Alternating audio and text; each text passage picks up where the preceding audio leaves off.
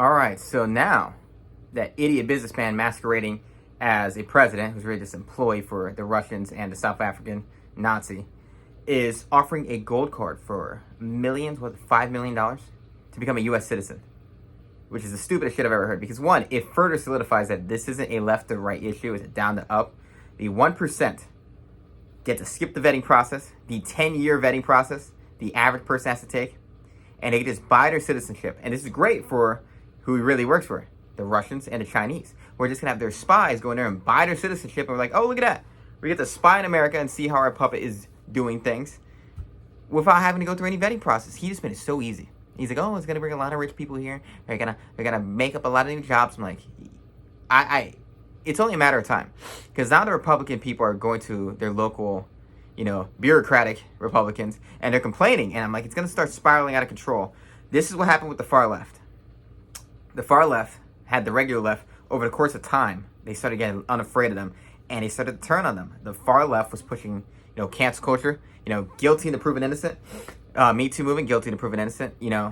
Egregiously funny DEI stuff like everything Disney's done, and over political correctness with like comedians. And what happened is over the course of time, it just failed, and the regular left took over, and they went back to their old ways. And regular liberals exist now, and far left kind of died out.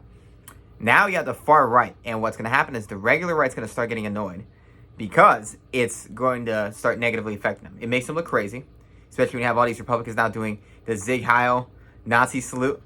They're being so blatantly Nazi that I'm like, you're going to watch over time, the center is going to move away from the right, and then the right is going to move away from the far right.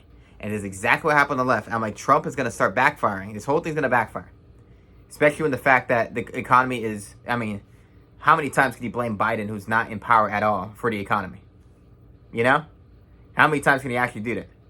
So, with the economy, tanking even further going into inflation, him creating a bigger divide between the 99 and the 1, it's only a matter of time before this is a far right celebrating thing, and the celebratory nature of the regular right and the center is going to dissipate into nothingness as they gradually shift back to the middle or the left, because of how far right this is going.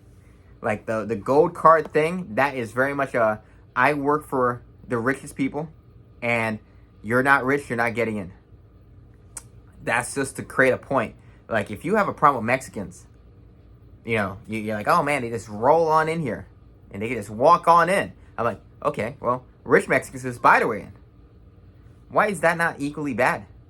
Poor people are just getting here to get away from the cartel and stuff like that, but now rich people just get to show up, and they're like, oh, I'm a citizen now because I just bought my way to be a citizen. I'm like, okay, how is that any more noble than a person going through an actual vetting process?